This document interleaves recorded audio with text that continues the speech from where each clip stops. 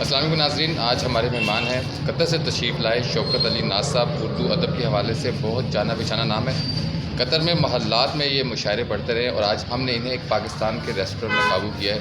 سر کیسے ہیں آپ؟ الحمدللہ، دعائیں آپ کے اللہ کا 45 شکر۔ سال آپ قطر میں گزار دیے، لیکن آپ نے پاکستان کی تہذیب اور ثقافت کا دامن ہاتھ سے نہیں چھوڑا۔ کیا وجہ تھی کہ آپ ادب سے اتنے منسلک رہے؟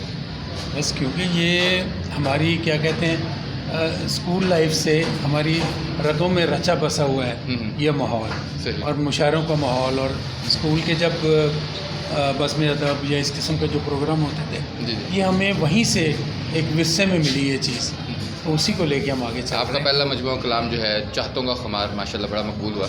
یہ کس کی چاہت تھی اور کس کا خمار تھا؟ یہ تو بہت مشکل سوال ہے، لیکن ہر بندہ اپنی ابتدائی زندگی میں کسی کو چاہتا ہے، کسی کے خمار میں آتا ہے، تو اسی طرح بس کوئی اللہ کا بندہ تھا جس کی چاہتوں کا خمار ہم پہ کیا کہتے ہیں چڑھ اللہ گیا۔ کا بندہ یا بندے سے پردے میں رہنے دیتے ہیں۔ ہاں، آپ کا دوسرا کلام بھی جو ہے مجموعہ کلام منزل عام کا نام، کچھ اس حوالے سے بتائیے۔ دوسرا میرا ابھی جو آ رہا ہے نا مجموعہ کلام، وہ ہے حمد نعت اور سلام پہ اچھا، ماشاء اللہ۔ مبنی۔ اس کے جو ہیں اس کا نام میں نے تکون رکھا ہے، صحیح۔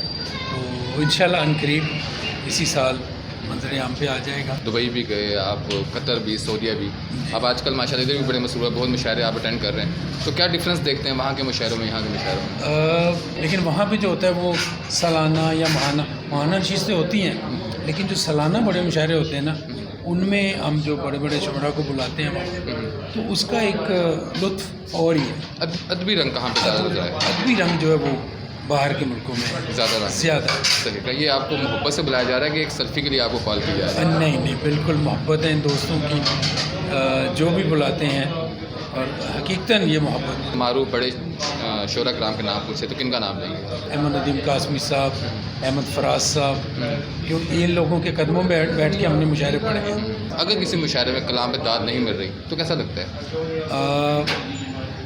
یقیناً اچھا نہیں لگتا، لیکن اس میں بعض دفعہ یہی ہوتا ہے کہ بندے کو خود احساس ہو جاتا ہے کہ آج میں نے کلام کی سلیکشن ٹھیک نہیں کی۔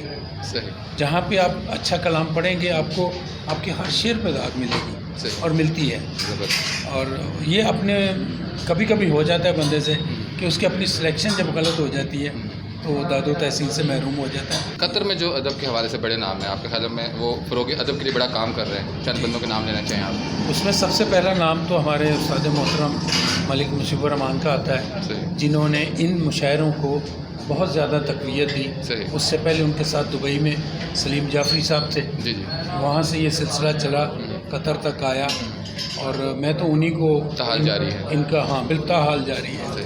اور تو اختتام کی طرف جاتے ہیں، ہم چاہیں گے آخر میں ایک چھوٹا سا اپنا کوئی تازہ کوئی آپ کا پسندیدہ جو کلام ہے وہ ناظرین کی نظر۔ ہاں، میں اپنی کتاب کے حوالے سے بتا دیتا ہوں کہ چاہتوں کا خمار جو میری کتاب آئی تھی اس کے 2 شعر پہلے، جی جی، کہ چاہتوں کا خمار ختم ہوا، جا تیرا انتظار ختم ہوا، واہ آج سب حسرتیں تمام ہوئی، خواہشوں کا حصار ختم ہوا، واہ، ایک ہنسی ہی تو تھی علاج غم، اس کا بھی اعتبار ختم ہوا، ناز و انداز سارے ختم ہوئے، واہ، ناز و انداز سارے ختم ہوئے، لطف لیل و نہار ختم ہوا۔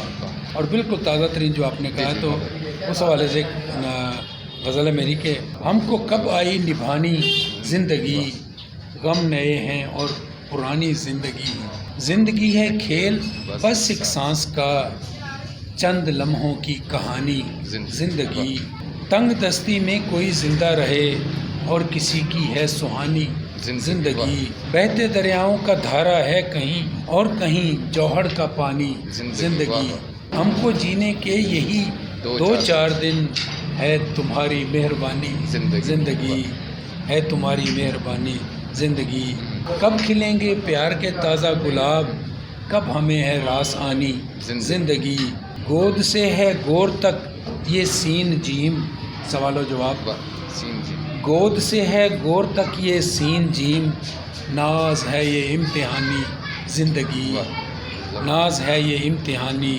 زندگی، ہم کو کب آئی نبھانی زندگی، غم نئے ہیں اور پرانی زندگی۔ بہت بہت شکریہ، بہت Thank you. شکریہ، نوازش۔